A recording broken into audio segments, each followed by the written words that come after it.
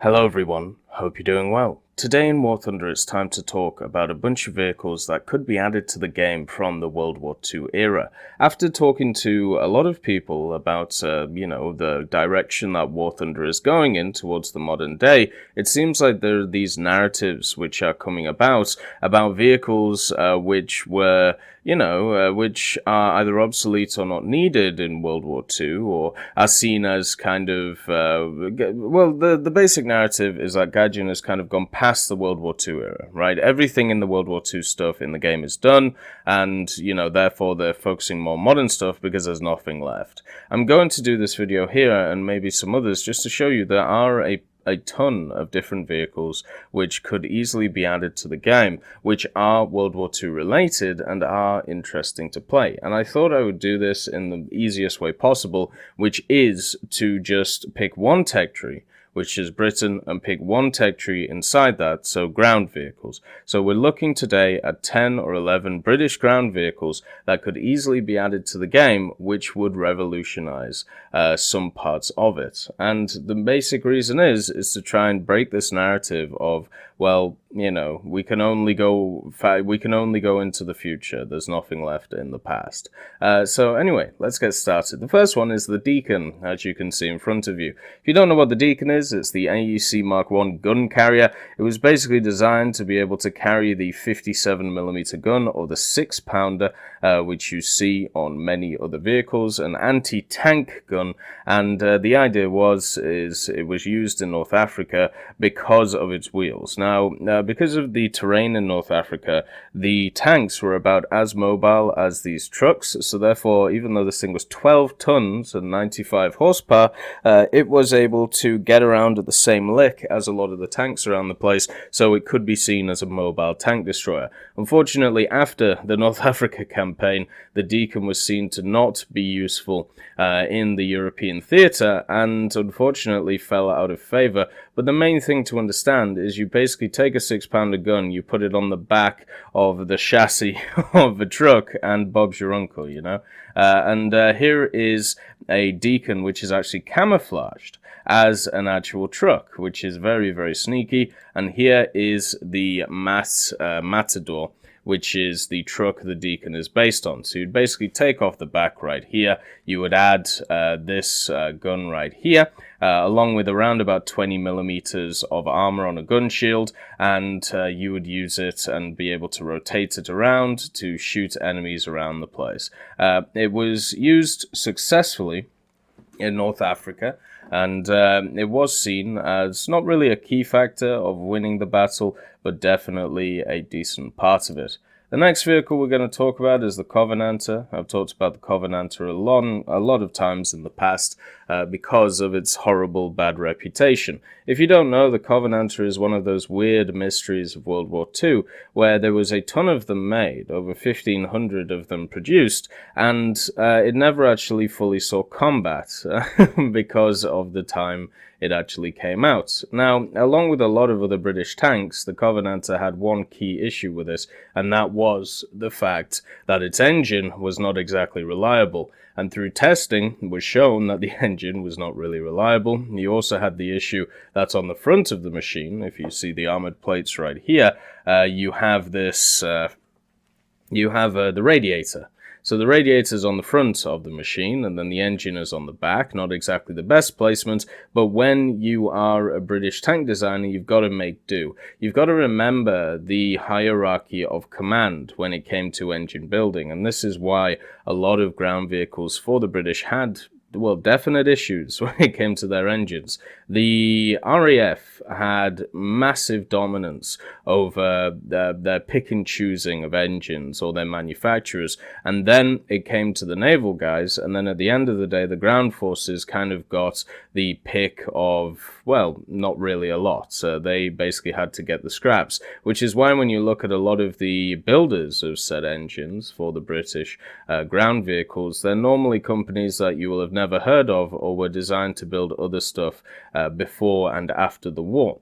Now, the Covenanter in itself, with its 2-pounder gun, 40mm, When it was conceived and when it was built, it was actually definitely good enough. It had okay speed behind it. The armor itself was angled, showing that it did actually have, at least advanced techniques at the time. And if it had taken part in the Battle of France in any large way, it would have shown that it was combat effective. The problem is it didn't, because when it was ready to go, it was looking like the Battle of France was already lost, so why would we send them over? And by the time the battle for North Africa began, and other battles began, which was, 5 to 7 months later after the Battle of France ended, what happened was, well, the Covenanter was obsolete.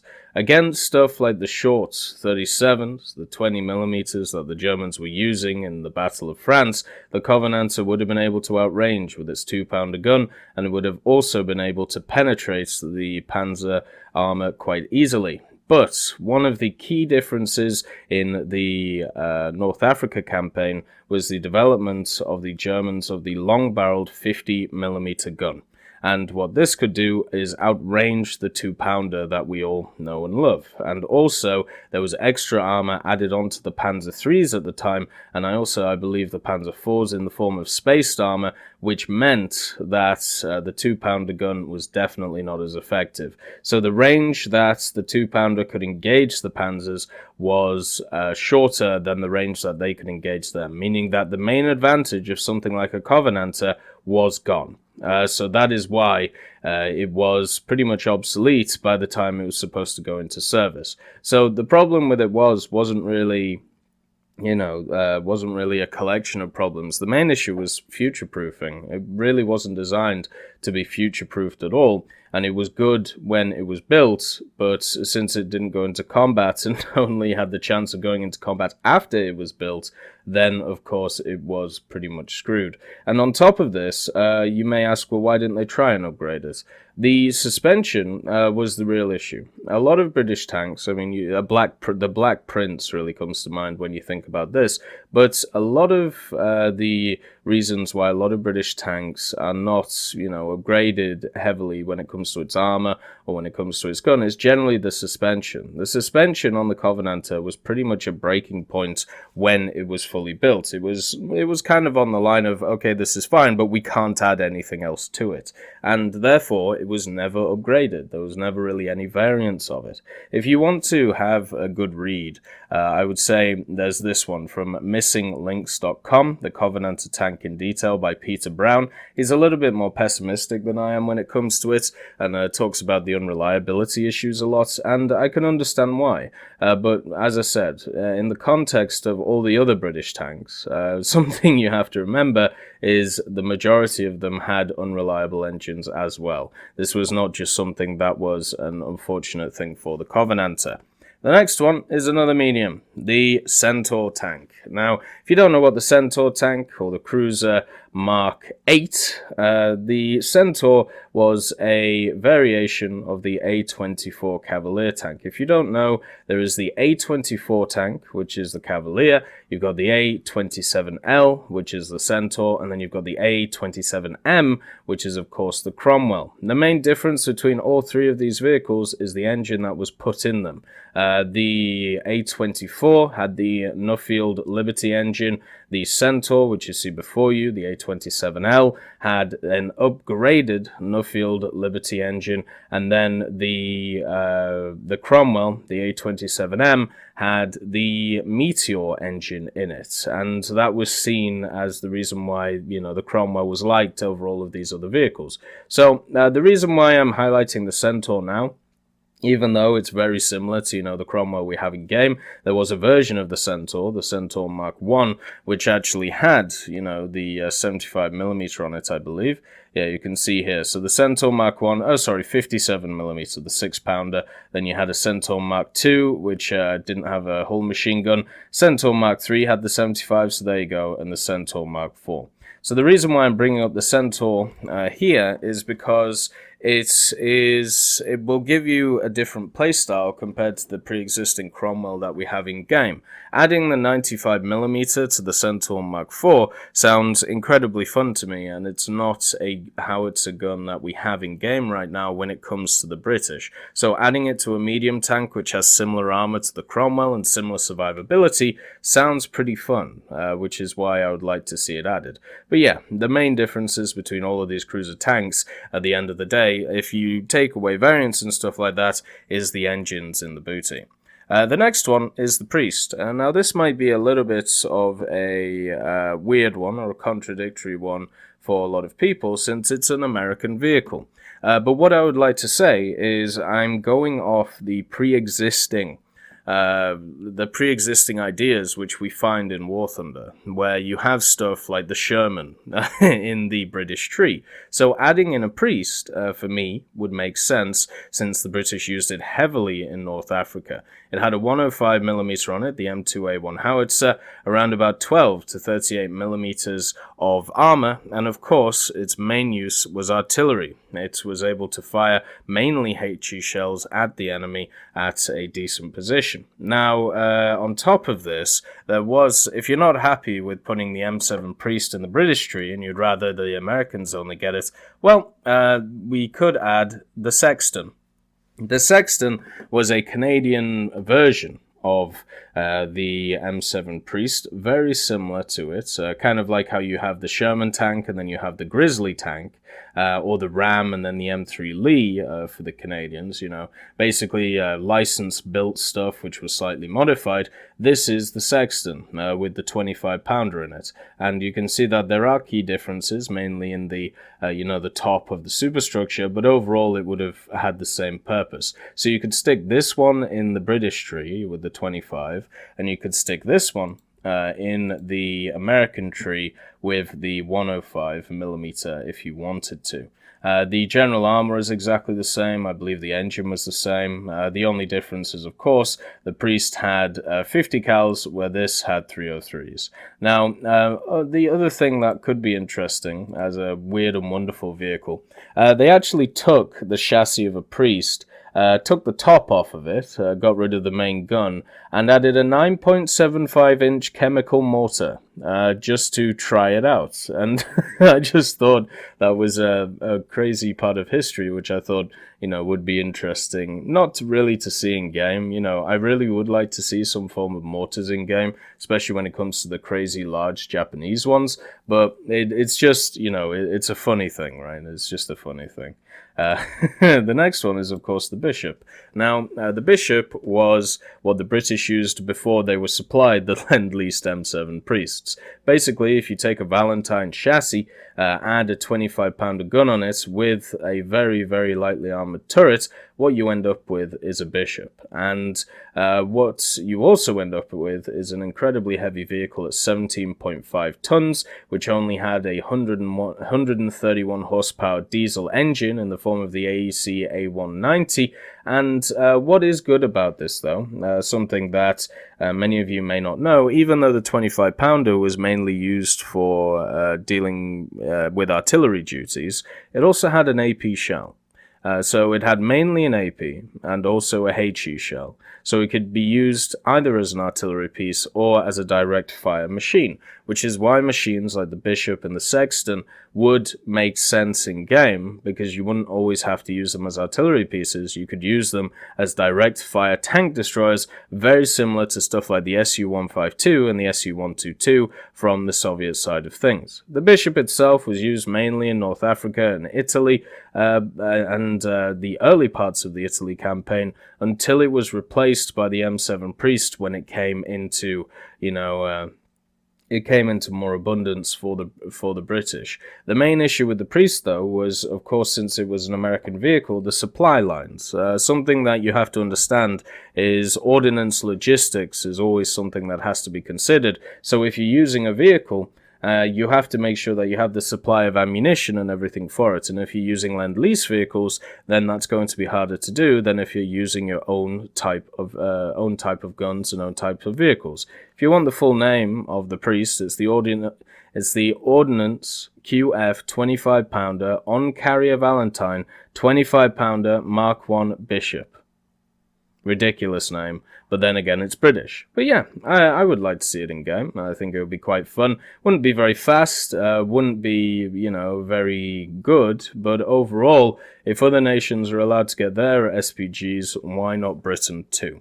Now we go on to the next vehicle, which is another medium tank. This is the A24. So we talked about this a little bit before, where the A24 was the cruiser Mark 7, known as the Cavalier, and this was, I mean, if you want to be, true about it, I suppose you would say that all three of the cruiser tanks, the Cromwell, the Cavalier, and the Centaur, were pretty much developed at the same time, around the same ideas. But if I was being, if I was going to talk about it, I would definitely say this one, the Cavalier, was kind of the first of the three, because this one was the one which exhibited the most issues with its engine, and therefore from there it was designed to be refined for the Centaur and completely changed for the Cromwell. So the Cavalier had a few variants to it, but the main one was the one with the 6-pounder gun, as you can see in this picture, and it was built to the tune of around 500 produced, and it is incredibly similar to the Cromwell, apart from one key factor: the engine. And the engine makes a massive difference for these vehicles. The Liberty engine that was used was a massive issue for this. Massively unreliable, didn't give enough power, very similar to a lot of other ground vehicles that Britain had, and therefore it was much, much, much better for the British to use the Cromwell and also the Centaur in limited capacity. The next one to talk about is the Electra. Now, the Electra is also an interesting vehicle because you basically take a Harry Hopkins and knock off the top of it. Now, you may be wondering, what is the Harry Hopkins? Well, the Harry Hopkins is this little machine. It's the Tank Light Mark 8 Harry Hopkins A25. There was 100 of them produced. A lot of people see it as the predecessor to the Tetrarch. I'm not sure I see it that way, but you can definitely see there are some design choices which are very, very similar to it. And it had access to the 2-pounder gun. And the main problem with it is that it was seen as a liability by the British Army. So once the Royal Air Force was done with it, because technically this was supposed to be dropped out of gliders and all of this stuff, the British Army were just like, why would we use this? It's got a 2-pounder on it. It's not good enough to penetrate most of the vehicles at the time. You can see the incredibly flat turret. It had up to only 38 millimeters of armor on it. It wasn't incredibly quick. There was just a lot of issues with it. And also the production of it was also an issue. So there were even plans with this machine to attach wings to it and make it a glider. So very similar to the Soviets that they did, the tests they did in the 1930s, where they took a light tank and just, attached wings to it, and also, I believe, a tail to make sure it didn't just fall out the air. But yeah, the Harry Hopkins was, I suppose it was a failure at the end of the day, but then again, you could always argue the Tetrarch was also a failure. But back to the Electra.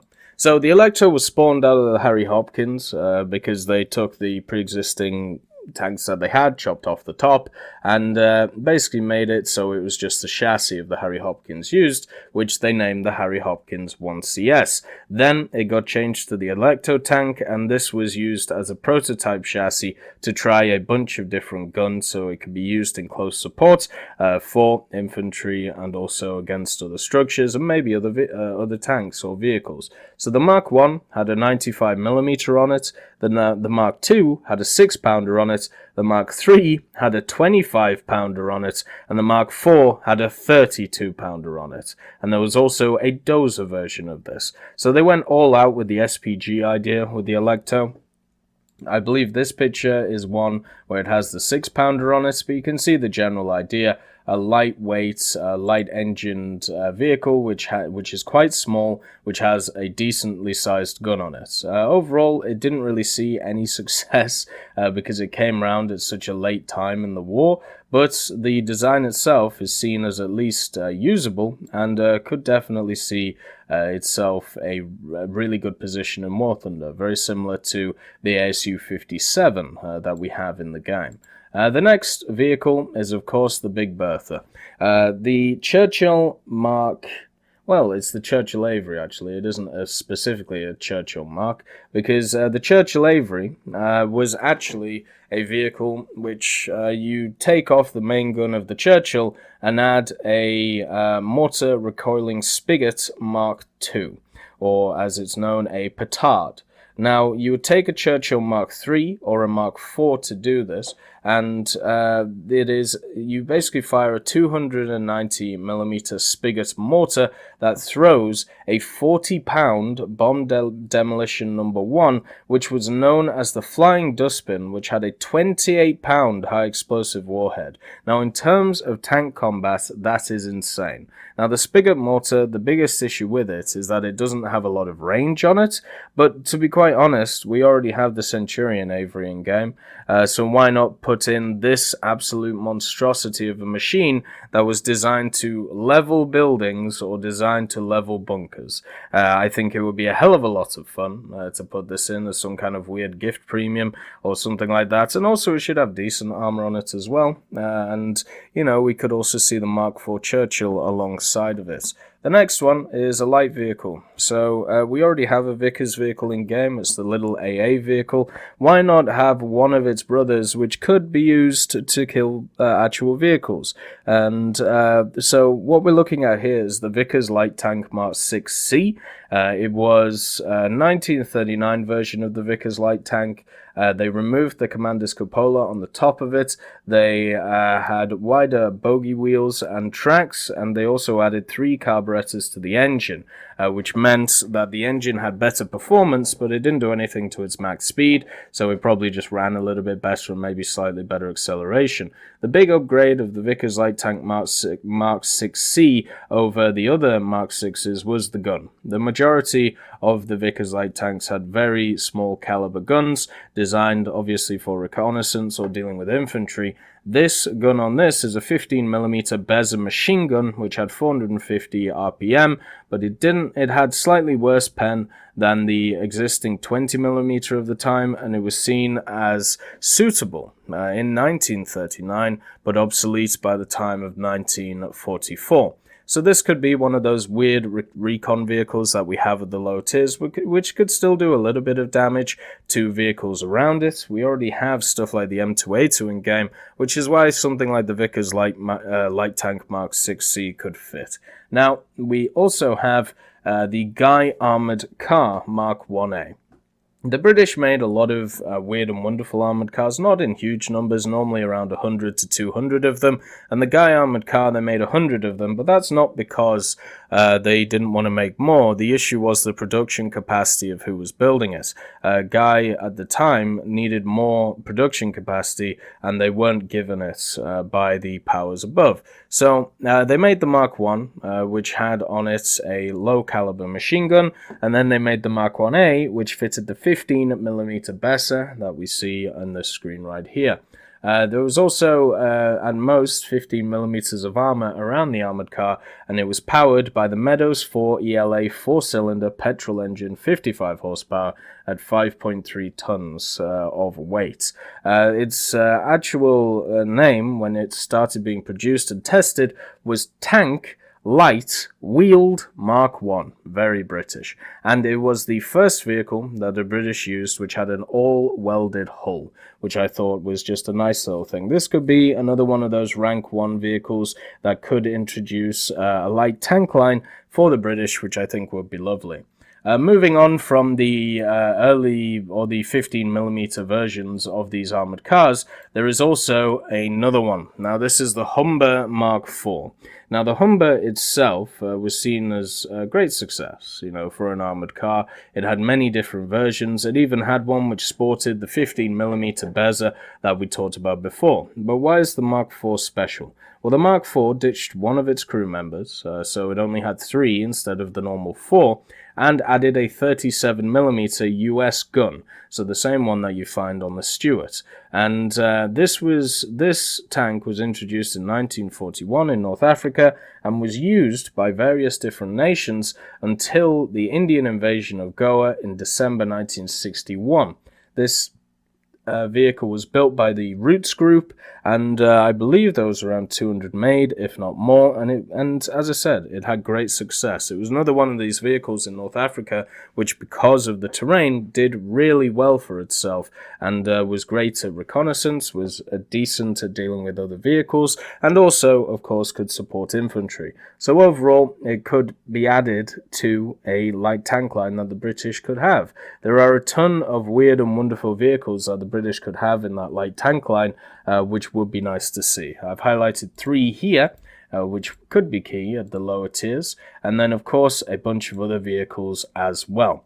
You can see there's a lot of weird and wonderful stuff that the British used in World War II, same as a bunch of other countries. So hopefully at some point in the future we do see these vehicles come to game in a big way. Anyway, I hope you all have a wonderful day, and I'll see you next time.